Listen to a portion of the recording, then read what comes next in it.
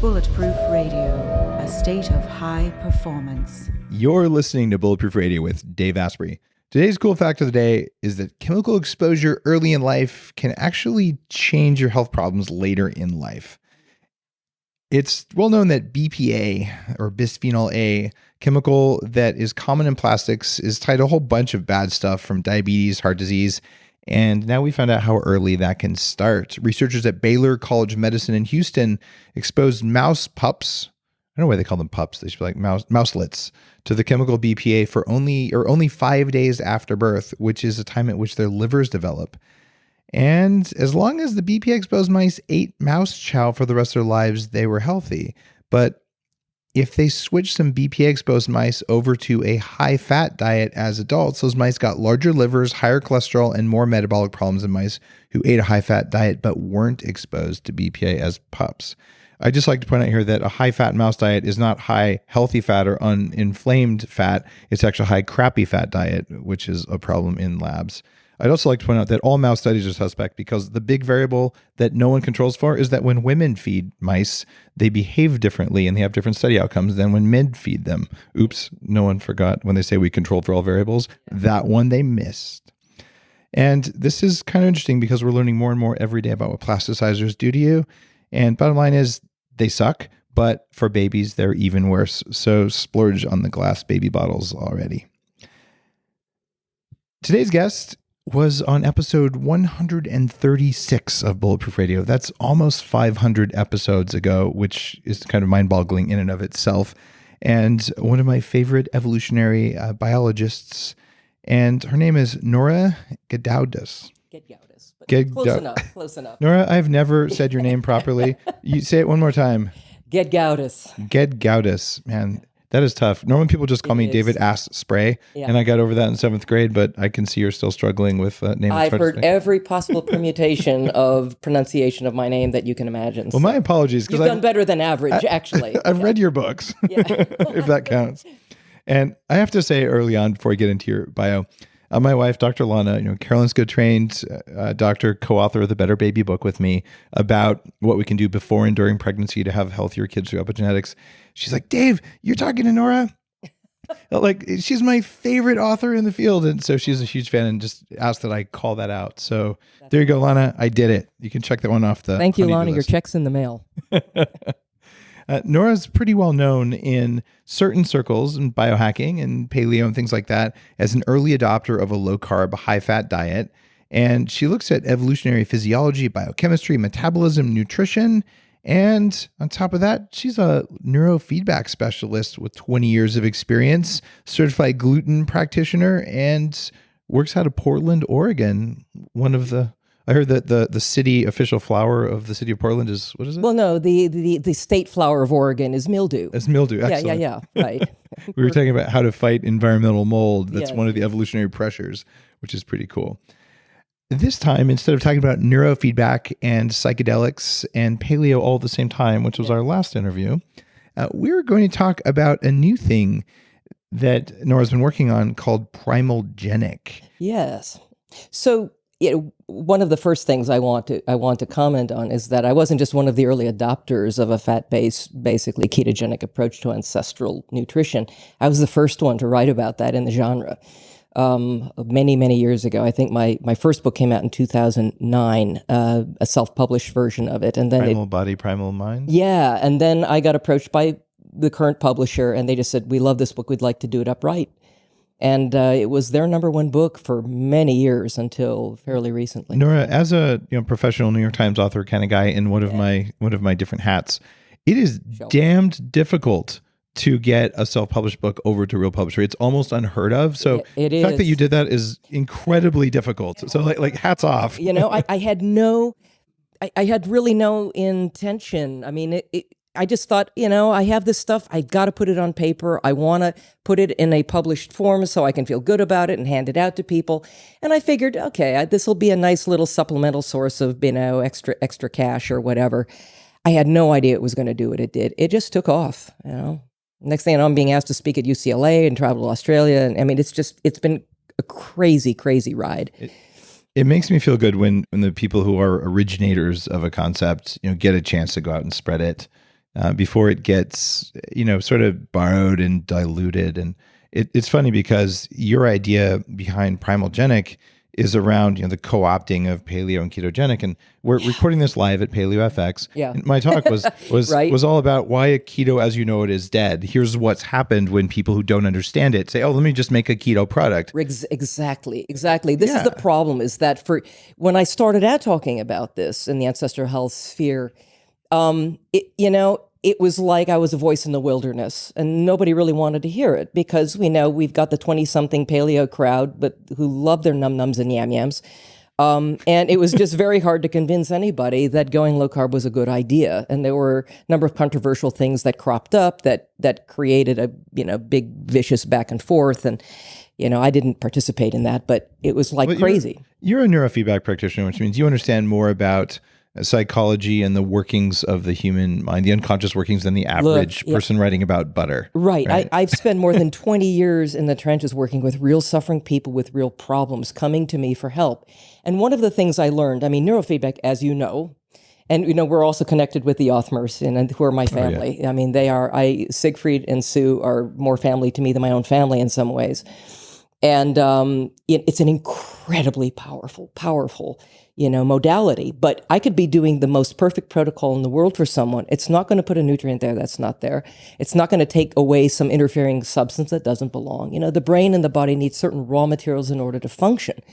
And what I found was that all too often I was running into, working with people, and I could see that whatever it was that they were doing, with their diets was absolutely, affecting all of this. And so I found that when I applied what I know about the nutritional side of things, where people were open to that, the results were much faster, they were more powerful, and they were more enduring for people. It's the same sort of thing at the neurofeedback facility that I started. Very, very different than the style you do, and perfectly compatible. So I'm just saying, not competitive in any way. Right.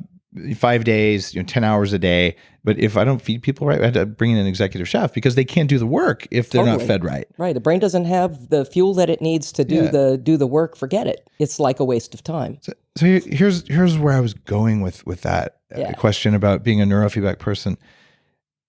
I'm starting to see some disturbing similarities between what I'm going to call the keto bros.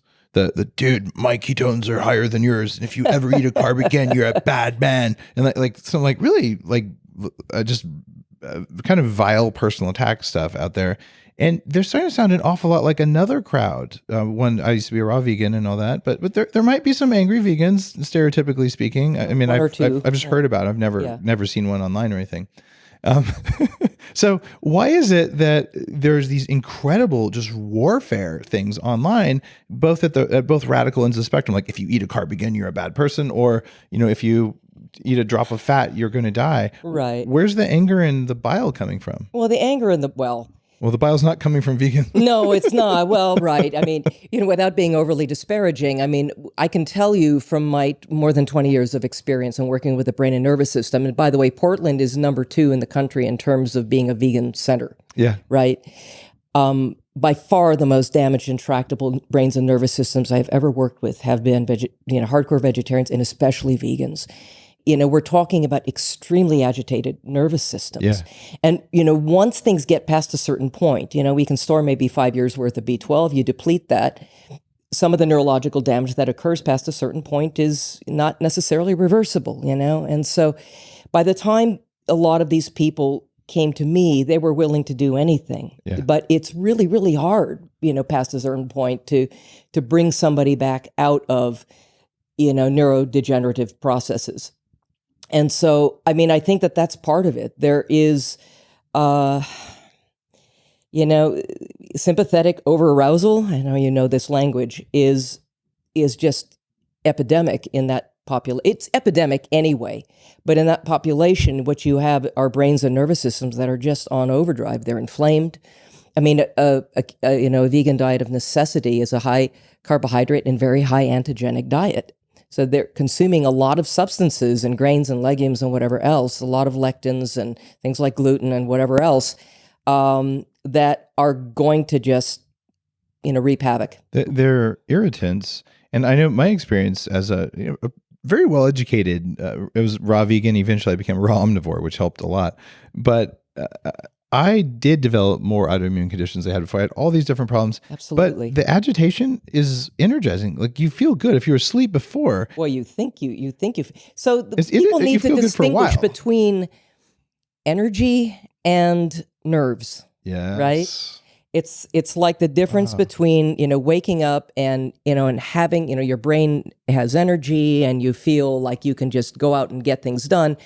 And, no offense, but, drinking 10 cups of coffee, whether it's bulletproof or not, your nervous system is going to be, rattled. You're going to think you have energy, but it's not really energy. It's pretty much cortisol and agitation and high sympathetic tone. So I mean, if you feel like you're not worth a damn without that morning coffee, then I challenge people to look at that a little bit more closely. I'm not opposed to coffee at all, necessarily. I was going to just ask you to leave for a minute. I know. I was I see the bouncer totally coming my way. It's okay. Call them off. Call them off. I've had anti-coffee people on the show. They had a hard time speaking in complete sentences, but they were on the show. Sure. Well, just kidding. I'm not. I actually am more of a teetotaler, but I'm not anti-coffee. But it depends on who you are. All these things are. Oh yeah, it's epigenetic, and also, if you need it to survive, you probably have an issue. That's probably a problem. Yeah. Totally with you there. Yeah. So why do you say that paleo and keto are going to be co-opted? In fact, you've been saying it for a long time. What does that mean? Well, again, so for years I felt like as though I was struggling to fit myself like a square peg into a round hole when it comes to the whole paleo genre, trying to distinguish what my message is as opposed to kind of a lot of what else is out there. What's happened with those two fields, it happens really with everything sooner or later. It becomes co-opted by industry, right? And it becomes popular enough. Industry sees an opportunity, looks for all kinds of ways of marketing stuff. And next thing you know, you've gone from real food to cookies and cream keto bars and paleo-friendly brownie mix. And there is a lot that is catering to what people want to hear as opposed to what they really need to know. And I'm very, I'm purist. I'm very foundational and very functional. And I'm very interested in taking a health optimization approach. And multinational corporate interests really don't stand to make a penny for me.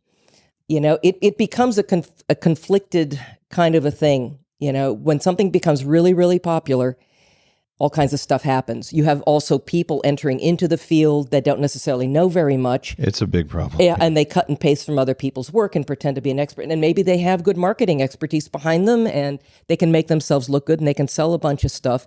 And it muddies the waters. And pretty soon people are hearing this from this person, this from that person. It all becomes confusing. And eventually it all gets relegated to a fad and disappears in the mists of history as just, it was that fad that happened. I desperately don't want that to happen. And I created I trademarked the term primogenic to help divest myself from these now kind of commercialized versions of paleo and keto that I'm really not comfortable aligning myself with because there's just too much confusion and too much misinformation and disinformation, whatever. And I don't want to be conflated with all that. One of the things that disturbed me the most is a keto cookie that's made.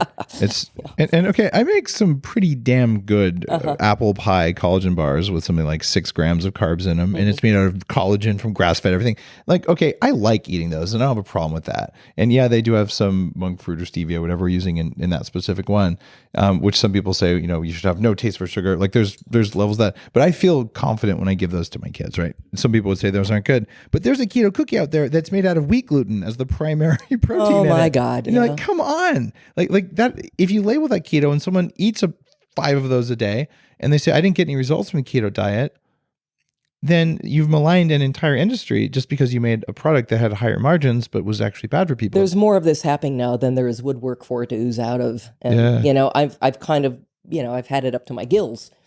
And so, I'm continuing with my message, and it's not motivated by marketing interests. It's really, my intention is to do the right thing in the right way for the right reasons. and come hell or high water. And it may not be what people want to hear, but it's going to be the truth as I have discovered it, and as I'm seeking to communicate it. And it's not necessarily so important for me to be right as it is important for me to be accurate. So when I'm going through and I'm researching stuff or whatever, if I make a statement about something, I become worse over time. I'm more and more anal, it seems like, every day about stuff. I research the crap out of anything that, comes out of my mouth now. I'm just really, really careful about being accurate as best I can be. There's common phraseology now in the mainstream media. The science is settled. Settled science is an oxymoron. The science isn't the last word; it's the latest word. Yeah, it won't be settled ever. Not That's why ever. It's science. By very definition, it shouldn't be. But I'm doing the best that I can with the information that I have, and I can say that unlike a lot of other people who continue to change their message with the going trend, that my message really hasn't changed fundamentally from the start, but it has evolved over time. And so what I've done is, now I've created a program. Yeah, I'm calling it a 3-week meal by meal total health transformation program, the Primalgenic Plan, and it is, I just sort of have this. You sound like a marketing person there for a minute. Do I sound like that? Well, so okay, so I may be using wrong. Better language. It's about communicating, right? It is about effective communication and reaching people where, in ways that they want to be reached. Nora, but the quality of what I've created and what I've done is like, I'm telling you, there's no fluff. With a lot of marketing, there's fluff. There's no fluff here. This is intense information, lots of really high quality information, so that people not only have a little bit of hand-holding going through the process of adopting a health optimizing diet that I believe is fundamentally foundational for everybody. But also that, they're going to get a lot of the why and wherefore. They're going to understand why they're doing what they're doing. Well, the good news is that if you created all this knowledge and you didn't put it in such a format that people would consume it, it doesn't matter, because knowledge that no one ever receives is useless knowledge. Very true. And the second thing, just because of the success and the visibility of Bulletproof Radio, of my company Bulletproof, and not a lot of food companies have raised $68 million in venture funding and things like that. Yeah, show off. Well, it's not about showing off. I'm kidding. It provides access to things. So I've had a chance to sit down with CEOs of some of the largest food companies in the world. Okay, and you walk into those meetings and you're like, these people are like destroying the human whatever. But you sit down and you talk to them and you're like, actually, they have kids, they have their own autoimmune issues or whatever, and they are keenly interested in, what can I do for myself? What can I do for my employees? What can I do for my customers? Exactly. They're human beings. They're right? human, and they actually want to help. And to a T, they all feel a moral obligation to create the best stuff that people will buy.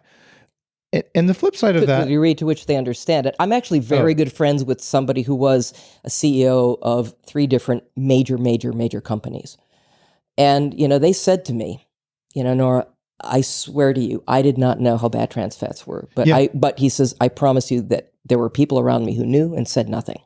Yep. So there's groupthink. And what my experience has been that the CEOs are curious, they're interested, but in one of the big companies, there was a thing, look, saturated fats are just bad. And they were not going to change that. I'm like, great, this is on the list of companies that will be disrupted. Mm-hmm. It is going to happen because saturated fats make people feel good, and they are not bad for you. And if they're trans fats that are saturated, it's a different animal. Or interesterified fats, which are now replacing the trans fats, right? Yeah, all the bad things you can do. But the thing is, they want to do it. They also say, look, if I do things that make the food cost twice as much, no one will buy it. And then someone else will make junk food. I would. Well, you would. They say that, but to them, no one. They're saying, well, I want something 99% of people will buy, and it's got to be, the lowest possible cost. And the bottom line is, there's a certain point you go below this cost, it's not okay to sell that. And I really do think that these companies are waking up to that, because they see, like, Campbell's soup just dropped 20% in sales in a year. People are saying, wait, I just don't want it anymore. It's not food. So I think your message, our message, the message that our listeners share, they're going to let you know what's going on. Like the evolution is happening. It's just slow. Well, the thing about corporations is that they really have only one obligation only, and that's profit for their shareholders. It's not It's not to create the best quality, whatever, just because people are asking for it. I don't trust them to give me what I ask for, even if I demand it, or even if lots of us demand it. What they're likeliest to do is to give us what they think we want to hear. And they'll use the language that they think will most effectively reach, but in the way that it maximizes the profit for their shareholders. And so I don't know that I ever trust the major food manufacturers to do the right thing. I don't necessarily. So I don't trust them to do the right thing, but I know they want to do the right thing. And I know that they'll respond to market forces. And what that means is that if you do the right thing and I do the right thing, and our people listening today, the people who read your books, they go out and say, you know what, I'm not buying that, the food supply will shift. And that is the only way that it'll shift. Yeah, and I guess we may have to agree to disagree. I don't think that the market forces are going to give us what we're actually asking for. I think that they are learning more about how to tell us what we want to hear. Paleo brownie mix story. Exactly. That would be one among many. Like for instance, the whole trans fat thing. Now everything's zero trans fat, whatever, on the label, and then you look, and this was before the law, changed last year. And you look at the label of the microwave popping corn and 0% trans fat on the label, and you turn it over, and partially hydrogenated soybean oil is the first ingredient on the list because there's only because the labeling laws are basically written for them, not for us. The labeling laws are written in such a way as to allow them loopholes big enough to drive an aircraft carrier through, that they can state things in a certain way to mislead us into thinking that something's not there when it is.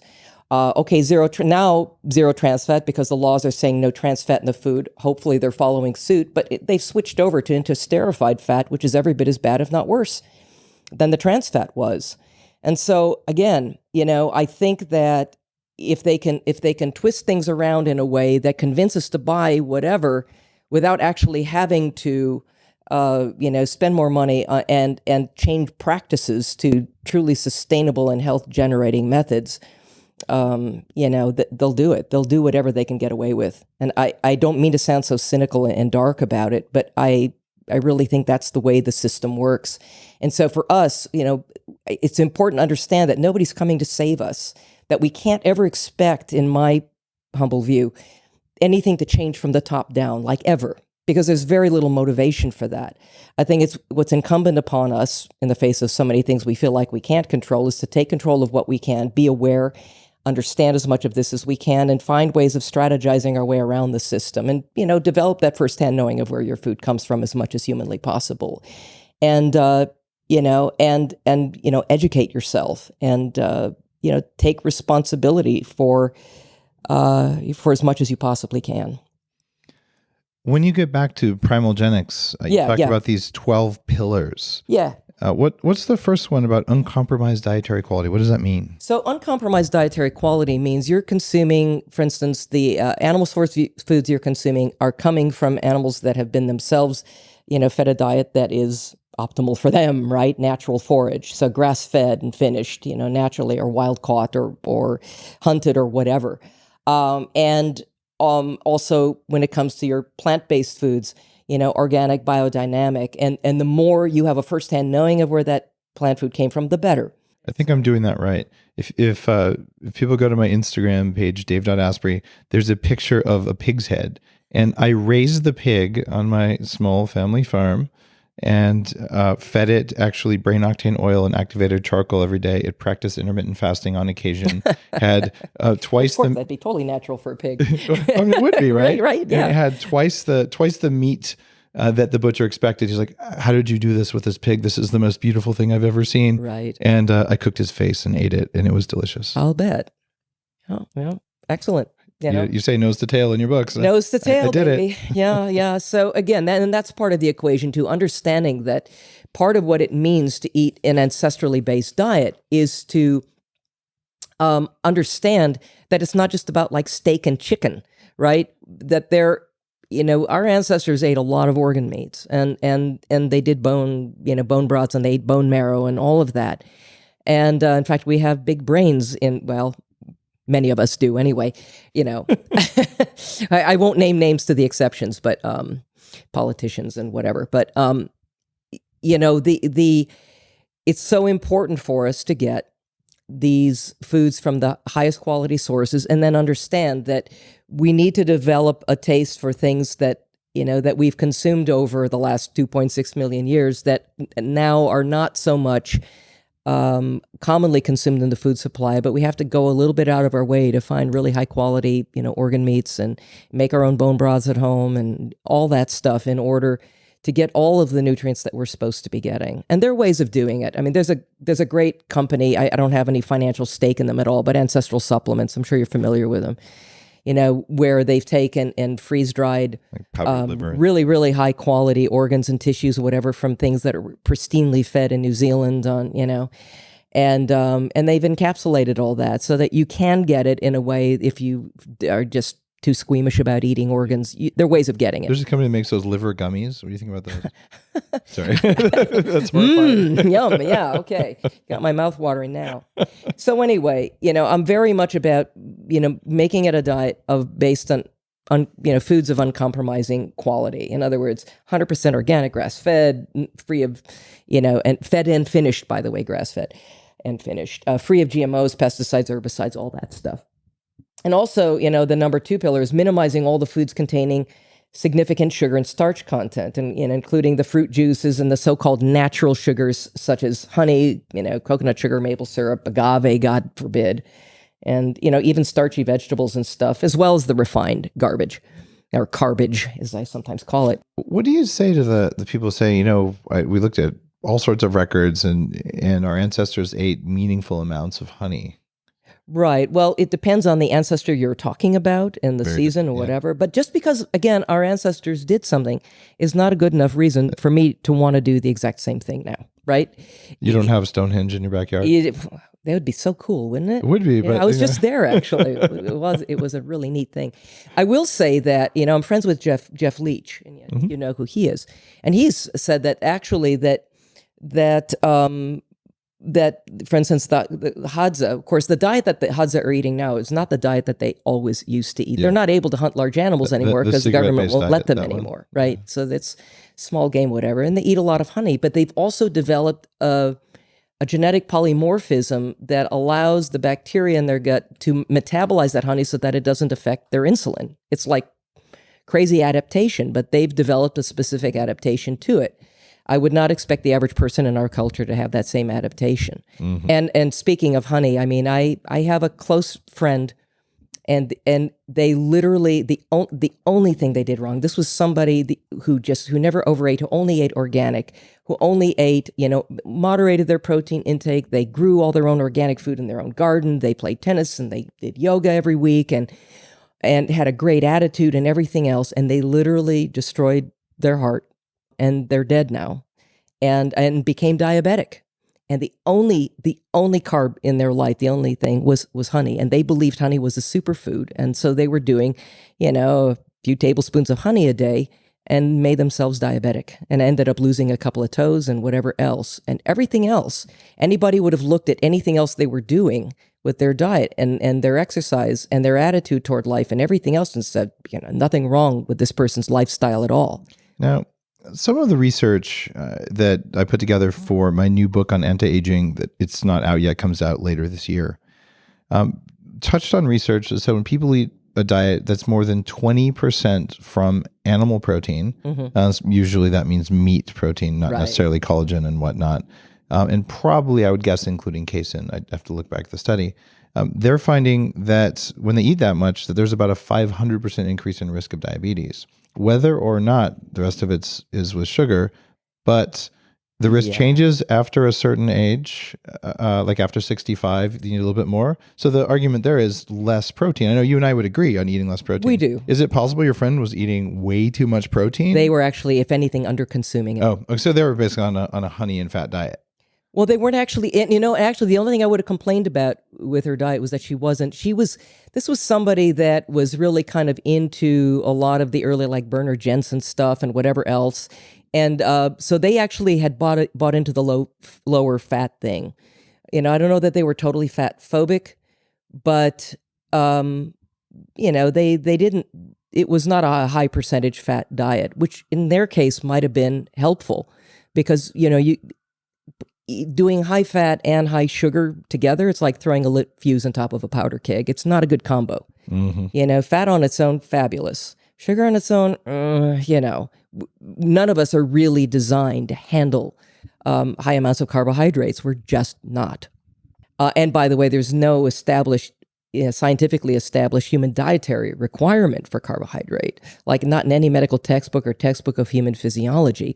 We don't require them dietarily at all. No, I went on a extreme zero carb thing for about 3 months. There is kind of no such thing, but Well, or okay. you could just eat straight meat. But I pretty much ate meat and fat and one serving of broccoli a day, and that was it for 3 months. And my sleep quality dropped through the floor after about 6 or 8 weeks on that. I was waking up 12 times a night without knowing I was waking up. My sleep monitor, I felt super hungover, and I developed allergies to eggs, actually, after I did that. have you ever done a full battery of Cyrex testing? I have. Okay. Yeah. So have you done some of the newer testing like the Array 12 that's looked at whether or not you have microbial, reacting to microbial antigens at all?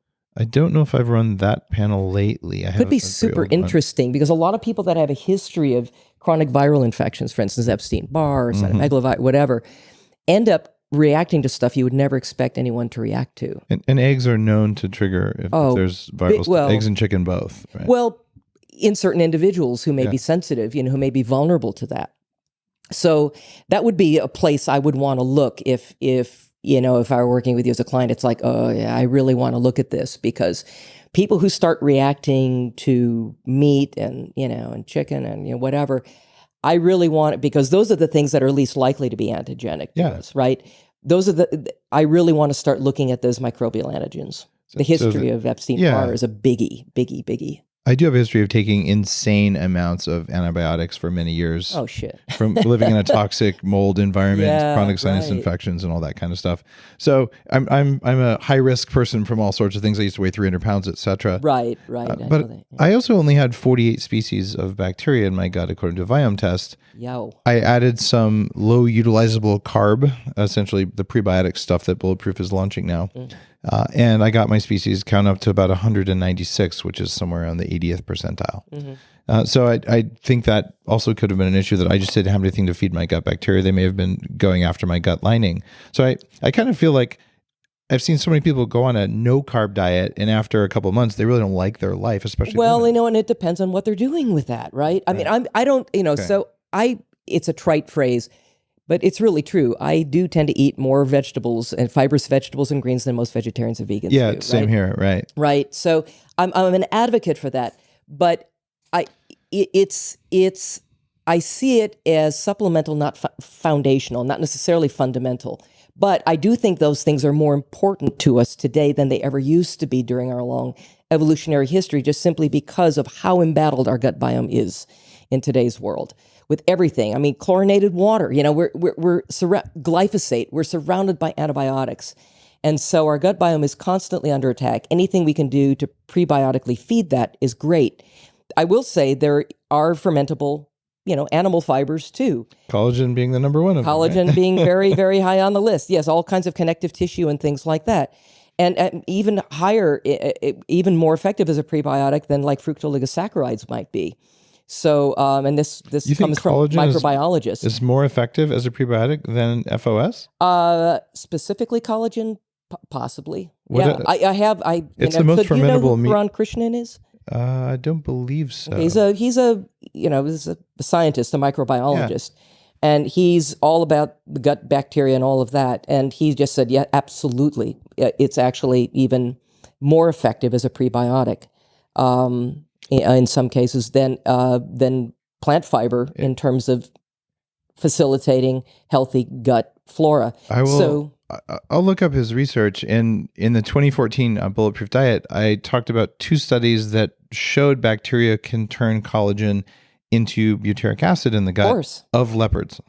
Yes, but our digestive system is far more similar to carnivores, and I've seen that same research, than it is herbivores. We don't have a fermentative-based digestive system. Only 20% of our digestive system is devoted to fermentation.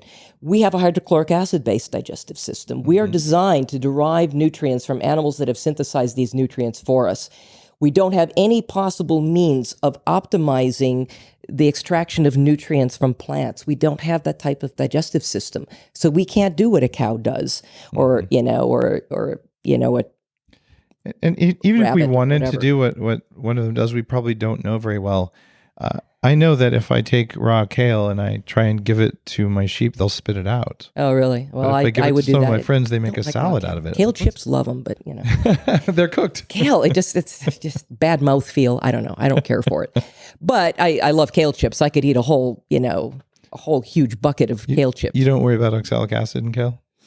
I don't have problems with that. I guess if, somebody was prone to certain type of kidney stone, perhaps, oxalates. But, once I know there's only a certain degree to which you can neutralize some of these things by cooking. But anyway. Yeah, you can cook and wash the water out and throw baking soda or something in to basically precipitate out the crystals before you eat it. Yeah. But like vulvodynia is associated with high intake of kale and oxalic acid, which is a really painful condition for women, where your organs are so inflamed that you can't even wear underwear. Like it's the women I know who've had it are just like, I wouldn't wish it on my worst enemy. Yeah, whether I have underwear on or not really the issue, but yeah, I don't have that problem. Yeah, thank goodness. Yes, thank goodness. No, I don't have underwear on right now. So I mean, it's like kale chips are kind of an occasional indulgence. I don't do this every day. So, but anyway, it's one of my weaknesses. I hear you, but I mean, they also, if they work for you, they don't. And I think a third of people, according to Viome, don't have gut bacteria that handles oxalates, and 2/3 of people do. So which one are you, right? And can you grow those gut bacteria? I haven't been able to. I get sore joints when I eat kale. I just don't eat it. It's not worth it.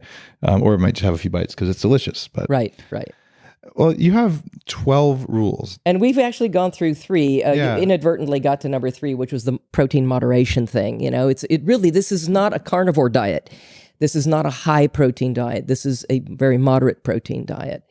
And again, when you consume protein in excess of what you need for your maintenance and repair, a certain percentage of that, anywhere from 36 to 58%, depending on whose research you look at, can get converted to sugar and used the same way. Maybe there's a diabetes thing there. I don't know. But then you're also activating mTOR, which is also part of the equation when it comes to diabetic involvement. And so if you're activating mTOR, this mammalian target of rapamycin, this metabolic pathway, you're basically shortening your lifespan is what it boils down to. And I know that people are liking the carnivore diet thing. I mean, it's another fad that's, and I understand for long stretches of our evolutionary history, we were high-level carnivores. We were higher-level carnivores than bears, wolves, foxes, all kinds of things because we hunted megafauna. Yeah. I support that. You want to do it for 6 weeks to reset your gut bacteria and see how you do?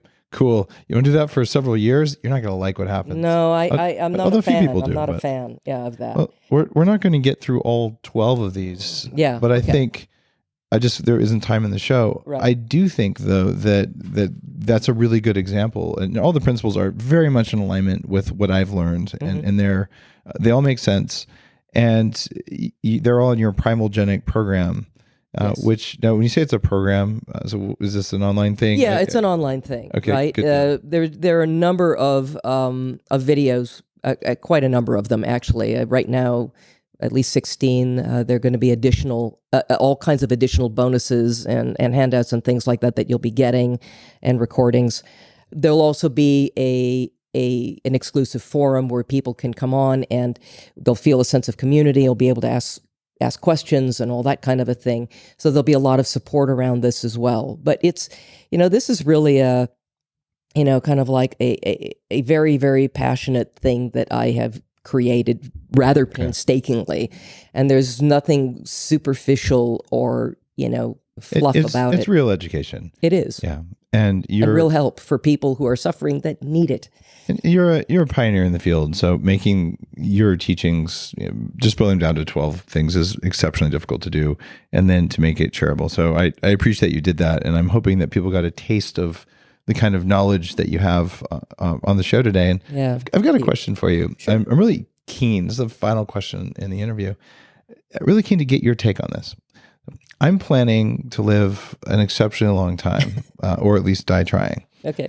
And Hopefully you don't get hit by a bus later today, but yeah. Driving a heavy vehicle is part of my anti-aging Or plan. get hit by a stray vegan bullet or something. Vegan bullets, they just splat, I tell you. Yeah, okay. The marshmallows. Yeah. Exactly. Yeah.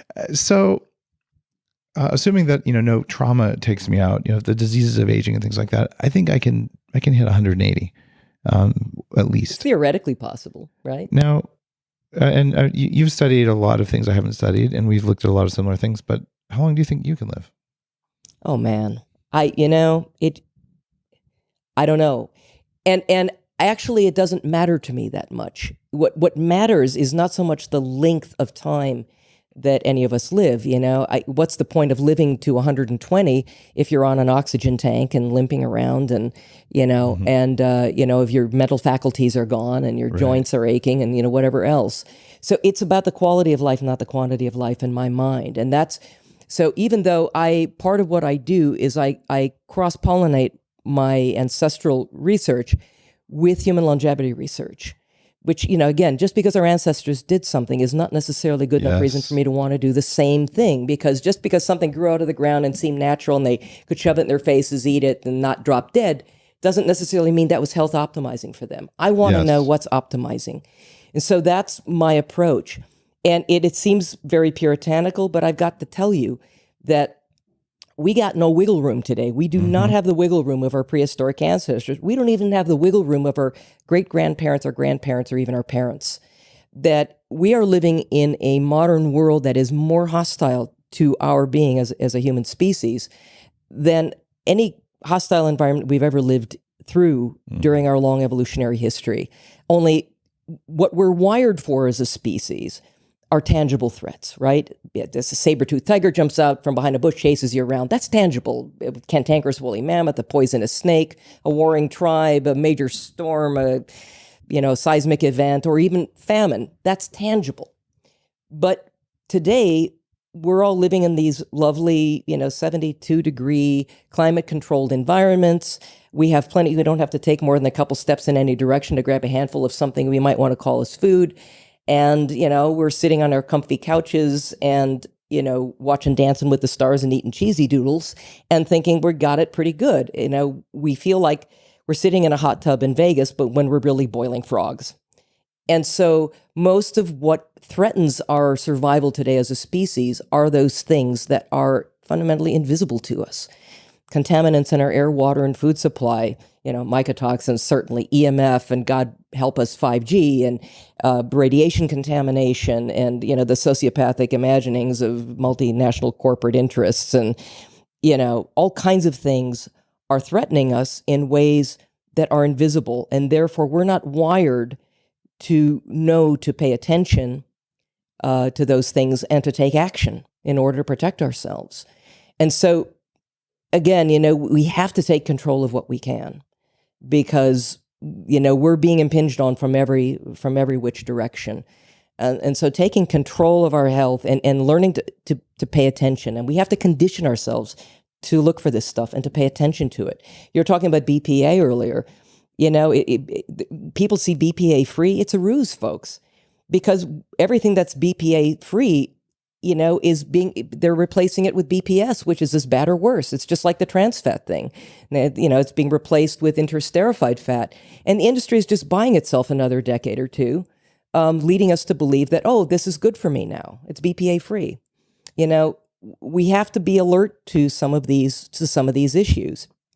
And so, anyway, I'm committed to providing as much information as I possibly can that is going to be of practical value to people that need it. I've worked with suffering people for over 2 decades now, and I've had it up to my eyeballs. I've really had it up to my gills with suffering. So much of it is unnecessary. And I think people are being, victimized by misinformation and disinformation and predatory advertising and all kinds of crap. And I'm really, really committed to making sure that people get good information that can make a measurable difference in the way that they feel and function in this world. Nora, thanks for being on Bulletproof Radio. Your website, Appreciate it. Primal Body, Primal Mind? Primalbody-primalmind.com. I also have a certification course, 52 weeks worth of in-depth material. Wow. Yeah, if you go to primalcourses.com, you can learn more about my different programs and learn more about my new Primalgenic Plan program, which I think is going to be an easy way for people to incorporate these changes into their lives in a way that will make a real difference. Well, your 12 principles are all correct as far as my understanding of the world is, and it is not easy to do that. No. Well executed. Thanks for being a pioneer and game changer disruptor in the field. Yeah, I'm a rabble-rouser, that's for sure. I'm a total troublemaker. But, I'm in good company, so there we fit go. Right in. Totally. Thank you. Yeah, thanks, Dave. I appreciate it. If you like today's episode, you know what to do. Head on over to Nora's website and check it out. Pick up one of Nora's books or pick up one of my books if you haven't already. And whatever you do, when you buy a book from someone who's been on the show, go to Amazon and leave a review, because it tells other people that, as an author, we like to know that what we did made a difference. So do that. It takes maybe 10 seconds to do it, but more importantly, it lets you express gratitude, which makes you live longer. So live longer, review books. Have a great day. It also helps offset all the, predatory vegan reviews, right? Right. Right. Right.